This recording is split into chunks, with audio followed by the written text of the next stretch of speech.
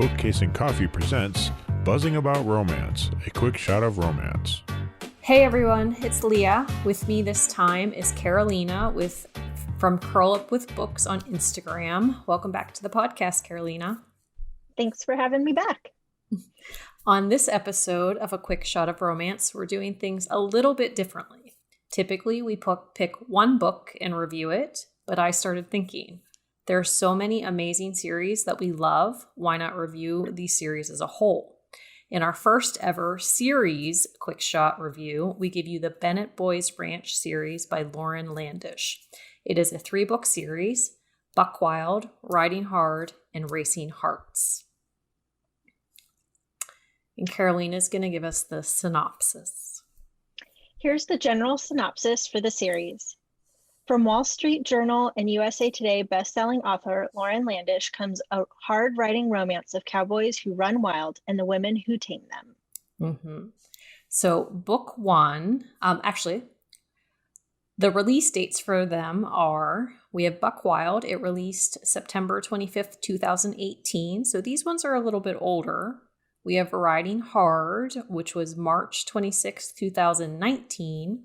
And then Racing Harts, the final book in the series, was August 31st, 2020. The tropes were contemporary romance, Western, enemies to lovers, summer fling, grumpy sunshine, family feud, forbidden love, cowboy romance, and virgin heroine. So there's a lot for just these 3 books. And we probably missed a couple because it touched off a lot of different things. It did. It was a good mix. Mm-hmm. Yeah. And so I'd say a 5 for Steam on each of them. Do you agree? I would say between a 4 and 5. Mm-hmm. And then angst level, it was between a 3 and a 4. It depended on the book and it depended on parts of the books too. Like certain parts of the book were very angsty and certain parts were not very angsty. I would agree. So book 1, we have Sophie and James. They meet, and it is not the best meeting. He is instantly attracted to her, but he definitely sticks his foot in his mouth, but she does not let him get away with anything. James is on break from the rodeo circuit. There's some push and pull between the two of them, but there's no outside entities that affect them. And James is the youngest of the Bennett brothers. Yes, and Sophie is in town for the summer. She is interning with Doc Jones, who's the veterinarian. Mm-hmm. Yeah, so she is done with all of her undergrad stuff, and she's just about to go to vet school. And she found this internship, and so she's kind of local, kind of not, because if I remember right, like her brother lives close, but like not so close that like he's right there, but close enough that they can visit like on a regular basis. And then we'll just talk about book 1 a little bit more. Yeah. Like I said, this is new for us, so we're kind of working it out as we go. But so James has been away from the ranch since he was 18. Like he turned 18, he left, he went and did the rodeo thing, and he loves doing that. But since he's been home, like their dad had passed away, and he has come home on his break, and he's been helping out a lot. And so he's kind of in this transition phase where he is convinced that like he really wants to go back to the rodeo circuit and stay there. But then he meets Sophie and things kind of change for him. Yeah. And I think for book 1, the father passes away and it's been about a year. So it's still very close and dear to the family. Like they're still working through that grief and how everything's going to go. Yes. So, as much as he James likes being on the circuit, he also has been enjoying the time at home. Right. But yeah, there's definitely fireworks when James and Sophie meet for the first time because he like becomes this cocky cowboy and she puts him in his place. She does not let him get away with anything. And I think his brothers were impressed with that, and so was Doc. he was like, oh, you'll be fine. If you can handle him, you will be fine. Well, and I love the fact that like she is not this meek person. Like she goes into it like she knows what she's doing. She is confident in her skills, and like she does not let him push her around. Like, and I feel like that's a big thing. Like he has a lot of confidence, but so does she. And like they work really well together. Like they're not overly confident or obnoxious in like the way that they deal with things, but they work well together. Mm-hmm. They bounce ideas off of each other in a lot of ways. But they have their special place by the pond too. They do. Well, I also like how, so one of the big characters in the series is Mama Lou. Uh-huh. And in the beginning, when she learns that James was quite rude to Sophie on the first meeting, she puts James in his place and makes him apologize. And then invite her to dinner. Invites her to dinner. And it was amazing. Yeah, and I love her. Like, and then and it's so funny because you see it in all of the books where like she is such a strong figurehead for like their family. Strong like, matriarch, yeah. Yeah, exactly. But she yells at them all the time for swearing, but then she'll do it and they can't say anything because like she is in charge and they listen to her and they know like if they say it, like they're going to get yelled at. But I loved her, and I love the relationship that she had with all of the boys. Like you can tell, like you can feel the love that like this family has for each other. Yeah. And especially even more like since their dad had passed away. I think they were already close. You could tell as you were reading the series of how connected this family was and how grounded, even though James goes away and you learn that Luke, who's travels in book 3, travels a lot. They still had a close family connection. I mean, they're in a deep bond. So that was really important. But I want to go back to the pond. Because the pond, there's some steamy moments in at that pond, and you'll find sweet later moments. So sweet, but like, and you'll find later that like the other brothers have to whistle anytime they're near the pond because they have caught Sophie and James like in compromising positions more than once. So they have a signal that says I'm coming. Like, but I love that. I love the pond is like their special area, and and like all of their big moments happen at the pond. Yep, absolutely. Okay. I was also I would say that James is a dirty talker as well. Like when that started, I was a little taken back, a little surprised, but in a good way. Like it was just like, whoa, okay, we're going there. Well, that's the thing, like, because there was no like build up. It was just like instant, like bam. It happened, and it's like, oh my. Okay, so let's move on to book 2. So Mark. Yes. Book 2, Mark and Caitlin meet when Mark is paying for part of Sophie and James's wedding. Mark is a more of a grunts and groans type of guy. Caitlin claims to be vanilla, but is very much not. There's a lot of push and pull between these two. Mainly because Mark is afraid of showing his true self to Caitlin. And Caitlin is the event planner at the hotel where James and Sophie are getting married. She is new to town as well. She just got the position. And this is, I think, pretty much the first wedding that she is doing on her own. I think she's done the first event that she's doing on her own, like at completely. This hotel. Yes, at this hotel. Yeah, she has event experience, but this is the first one at this hotel. Yeah, because she has only been at the resort for a couple months, I think, because she had just she had this opportunity and she moved. Like she broke up with her boyfriend to come here, and it was like nothing really happened. Like they broke up and was just like they were basically roommates, and there was no heartbrokenness because of that. And I think that was a big part of her self-discovery, where like, who is she like by herself without him because they were together for a really long time. And they I think both over 10 years. I think they were like high school sweethearts, and they just got really complacent, and it wasn't really a relationship. It was just companionship at that point. Yeah. But I honestly, like, I didn't care for Mark at first. Like he was tough for me because he's such an asshole sometimes. Like the things that he said and like the way he acted towards her, like I could not. I had a hard time with him, but he warmed up to me. Like I really liked him in the last few chapters. But I loved Caitlin from the get-go because she was a strong, like very like confident woman. Like she knew what she wanted, and like she didn't care. Like she did what she wanted to do. So one of the things that I really appreciated, because I come from the hospitality industry and I have event planning experience. And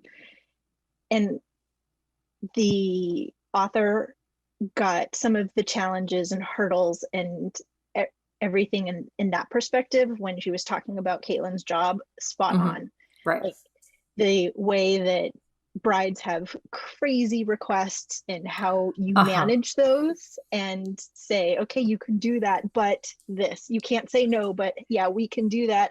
We can get you the elephant, but it's going to cost you X, Y, and Z. Like, so I really appreciated that element of it. And I also loved how Sophie really wanted to ingrain herself in the community. She built a really close bond with her assistant and really got to know the town. I loved Mark. I fell in love with him. I think he was really kind of misunderstood. He was certainly grumpy, and I don't know that people knew how to connect with him. And even his brothers, I think, sometimes didn't know how to take him and manage him and truly understand him. And I think that's Caitlin did.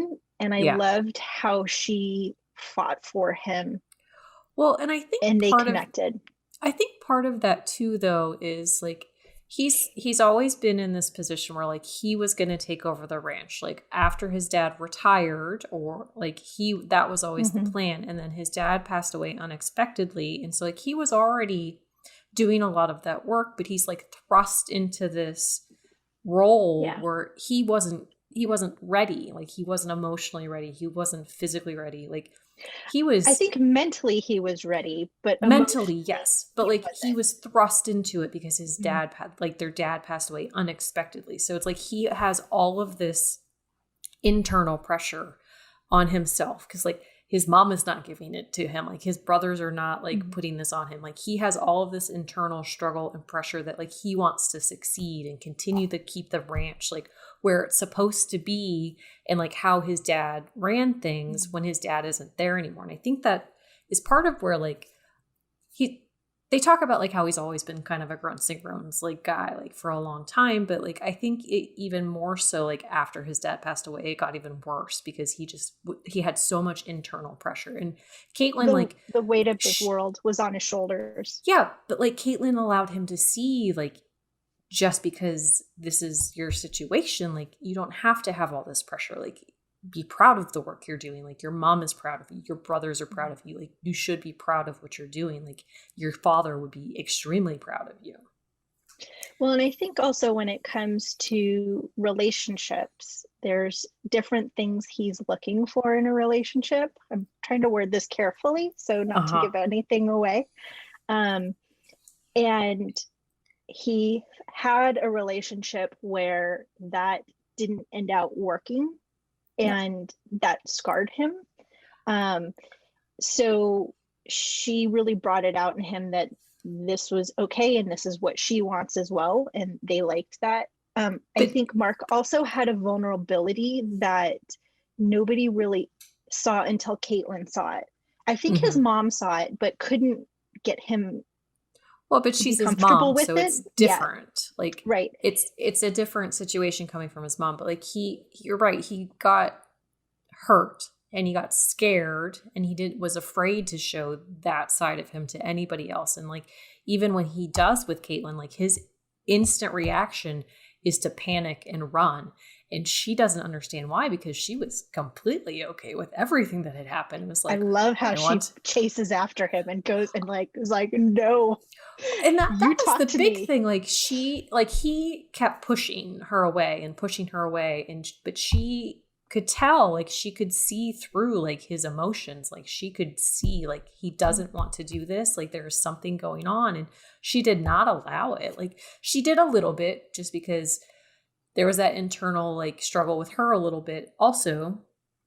But once she realized exactly how he thought, and she could see this is not what he wants, like she was all in, full force. Like she did not let him like back away. And she was surprised anymore. that was something that she wanted. She actually kind of thrived in that, and was like, oh, I really like this. I am 100% in on this. Yeah, exactly. And I think Mama Lou was like a big thing too, because she pulled Caitlin into the fold the same way she did with Sophie.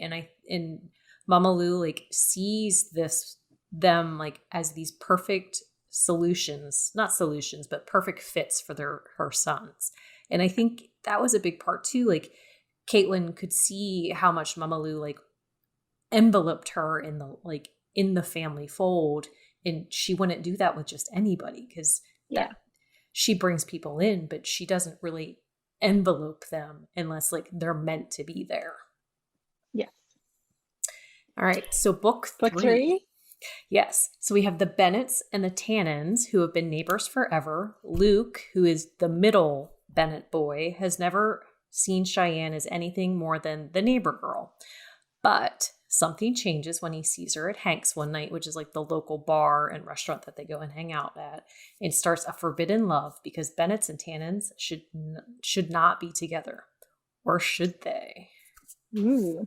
Well, we should say that we meet the Tannins in book one. They're throughout the series as neighbors, and there is some conflict in book one, because Mr. Tannin, the father, is a douchebag and tries to buy the ranch. So this is not the first encounter we've had with them, and we meet Cheyenne and Sophie are best friends. They become friends in book one because like Sophie doesn't have any female friends in this area, and Cheyenne has really no friends. She's kind of sheltered, but not in a bad way. Like she's a very strong character with a very good sense of self, but she's on the ranch, and she's been within the town. She's been on the ranch. She knows the ranching way of life. She's their mother, Cheyenne's mother passed away when she was, I think, 13, and she had to step up and help take care of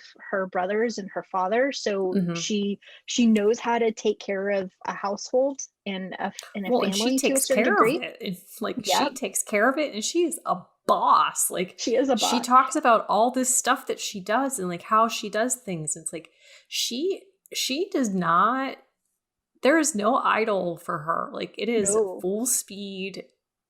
I am in charge of myself and what is going on. And I just loved her. She's a little entrepreneur as well, because she has her goat milk soaps and she sells canned goods and pies. So and I think that was all natural to her. Like she didn't, I think Sophie helped her grow it even bigger, like realize how special she was, because Cheyenne just felt like, I have to do this because this is what my family needs. Well, I think Sophie allowed her to see like the world like outside of the ranch, because for the longest time, like the ranch and her brothers and her dad were her life. And then things happened in the first book, and all of them kind of saw their dad in a different light because of things that they discovered. And it wasn't really good, but Sophie allowed her to see that there were things besides ranching and besides just living at the ranch and doing things for the ranch. She allowed her to explore, even just in their area, but she got out of that small pocket that she had been living in. Yes. So one of the things that I appreciated about in this book was that there was an explanation on, you have these two characters who've been neighbors forever. Yeah. And so it's like, why all of a sudden are they like connecting? Because they've pretty much known each other their whole lives. And Right. they do have Luke and Cheyenne have that conversation, and then Luke shares with her one night, like, yeah, he's like, it just kind of happened one night and I saw you differently. So there was a nice little conversation about that versus sometimes that gets glossed over.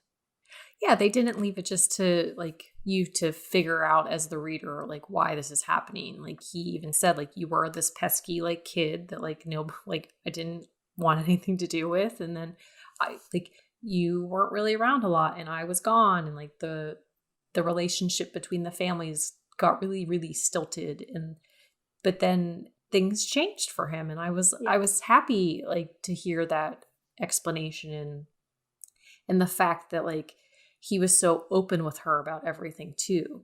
And that was a big thing. Like they had such good communication skills. They had such wonderful conversations, and they had their own spot, not for the same reasons that Sophie and James had, but they had spot at first. But they had a spot that they would meet up by this tree, and they would leave a blanket there, like by the tree. And leave like little notes for each other too. Yes. And they would meet like late at night once everybody was in bed and sit and talk. And I loved those conversations because you see them really get to know each other as adults. And they weren't surface conversations though. Like they were some deep moments, and they talked about their feelings and how like Cheyenne felt like about taking care of her family, and how Luke felt about leaving and coming back and all of that. Like there have a lot of deep moments like at that tree. It's like the tree, which is one of the property lines. So it's like the tree is actually what really brought them together, because like Luke had this moment at Hank's and was like, I think I like this. But then he found her at the tree, and that's like when everything really started for both of them. And they joked, or he gave her a hard time because the tree trunk was on her property, but the branches were over the like the branch she's sitting on was on the it was on over the Bennett his property. Yeah, exactly. It was kind of funny. So it was some really wonderful moments that they really got to develop their relationship. And I love that she had such a good relationship with her brothers. And that was a big factor too, because her brothers were very against her and Luke being together. And it didn't matter how he treated her or that he like worshipped her, basically. Like he was a Bennett and her brothers were very against that. And I love like the little traditions that they have as a family, because when their mom was alive, like she would make them birthday pancakes.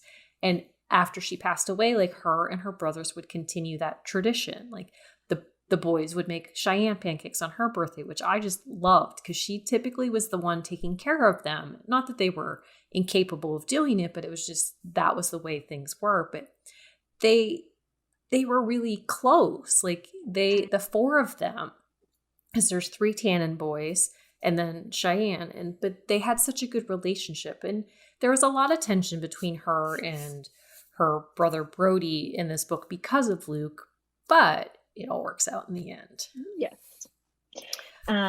And Cheyenne is our virgin heroine in this series. And I also really like how Luke treated that as a very special gift. You know, he didn't, once he realized that, he really found ways to cherish her and make that experience special. Yeah, exactly. And then after like he made that experience special, like they really were able to explore like and she has a dirty mouth.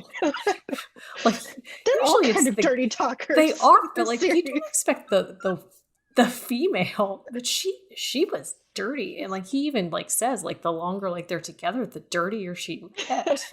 Like she had the knack for the dirty talk. But I love that about her because she wasn't afraid of like anything. Like she was, my name is Cheyenne and I am Cheyenne. I'm gonna do what I want. Like I don't care. Like, and I love that about her. Yeah. And I like to like in the books, I'm gonna spoil a little bit, but like Mama Lou, like one of her big things is her fried chicken, and she's only sharing her fried chicken recipe with the people that are becoming family. And so she shares it with don't even know the fried chicken exactly. recipe. But she shares it with Sophie. She shares it with Caitlin. And then when Luke comes in and they're making that, she says, I'm not sharing it with Cheyenne. But it was because Cheyenne probably has her own fried chicken. Cheyenne's mama, she already knows her mama's. Like it was a mutual respect. It was a mutual respect, yeah. There were moments where James kind of told Sophie and Mark told Caitlin, like, no, you guys don't realize this is a special moment that Mama Lou is sharing this fried chicken recipe with you. Like that means you've got her blessing. That's a big deal. Like that is a big it's deal. A huge deal because she did not give that to anybody. No, but, and each of the ladies had a freak out moment with it. Like it was so yeah. But I love that because like she had such respect because Cheyenne's mom and Mama Lou were best friends when they were alive. And I love that she had that respect for that relationship and had that respect. Like she was pulling her into the fold and the boys into the fold. Yeah. But she still respected the livelihood that they had like for their family as their family. Yes. Okay, so the Tannen brothers, I have to say that in books 1 and 2, I'm like, how I wasn't excited about them because they were kind of bullies in the first few books, but it wasn't until reading the third book, Racing Hearts, that I'm like, okay, now I want to read their stories. Well, you've got me hooked. And you kind of understand, not that it's ever okay, but you understand like where their thought process is coming from because they have been told a lot of untruths about the Bennetts from their dad, who is not a good person, to be honest. Like he might have been a good person at one point, but he makes so many bad decisions and like, and their perspective is so clouded by the things that he says. And so, but they took it to heart. And I think a lot of the issue is they're having a hard time reconciling like things that their dad told them and then things that are actually the way that they are. So, and that was part of the issue, I think, with Luke and Cheyenne's book, because like the boys are seeing the Bennetts in a whole new light because more stuff is coming to light based on things that their dad told them, but it was not truth. But I haven't read them yet because they've been on my TBR forever. But after the first book, I was like, I know she's going to do something good with them, but I don't know what. Yeah. Okay. So the series ends with all three couples with their happily ever after, and then the Bennetts and the Tannens have worked through all of their issues and have actually become like one big happy family because things happen. We don't want to spoil that, but they are pulled into the fold even more so with just Luke and Cheyenne getting together. Yes. And so you'll be able to get to see them in their own series, which is a spinoff of this one. And Brutal, there's Brody, Bruce, which they call him Brutal, and Bobby. And Brutal / Bruce is the first book. And it is called Rough Country. That's rough something. They're all rough. And then the second word, but I can't remember what they are off the top of my head. And then after you read the third one, if you get to the extended epilogue, I did not read this, but Carolina did. And it's from Mama Lou's perspective. Yes. The extended epilogue, there's a link to sign up with your email to get the extended epilogue. It is from Mama Lou's perspective. And so you get a little nervous because do you really like want to know about the parents' relationship? But because the father did have such a strong presence and you could tell there was so much love between them, I was super curious, and it was beautifully written. It was, you learn a little bit about them. It's in the future from Racing Harts, so it's like a year, I think, in the future, or like 6 months to a year, something like that. Mm-hmm. So it's a little bit down the road, and you learn a little bit more about Mama Lou and John's relationship. You get up to speed with, no, it's about 6 months. That's right. It's 6 months because you get to hear more about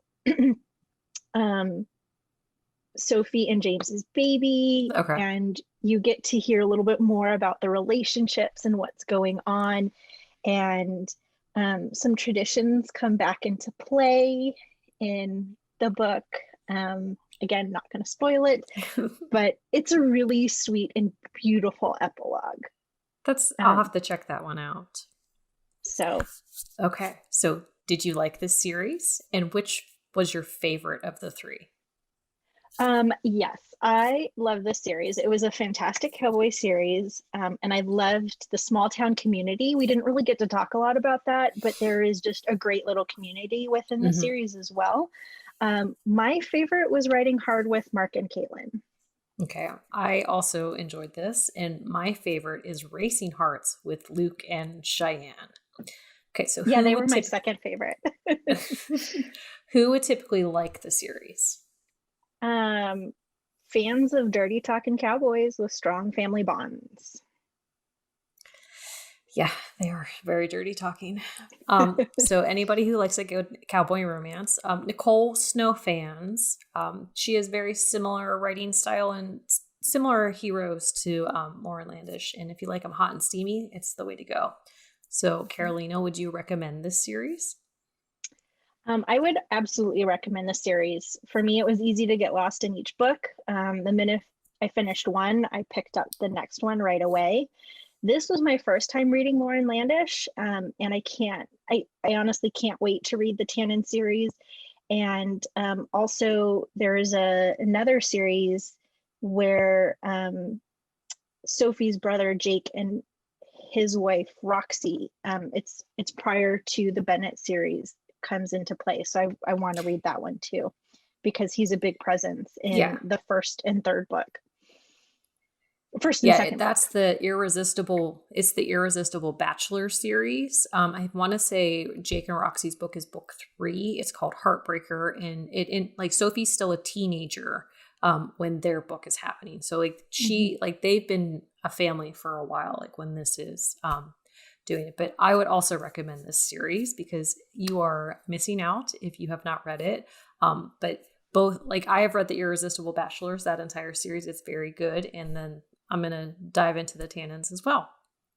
But that gives us the end of this first ever series review. It's probably a little bit longer than we planned, but there's a lot of books to talk about. But thank you, Carolina, for joining us on this quick shot of romance. Thanks for having me back. It was fun, as always. All right. Bye, everybody. Find us on Instagram at Buzzing About Romance or on Twitter at Buzzing Romance. If you like the podcast, please leave a review. If you'd like to support us directly, join the Bookcase and Coffee Patreon and receive exclusive content only available to Patreon members. Check out bookcaseandcoffee.com for our on-the-shelf show notes.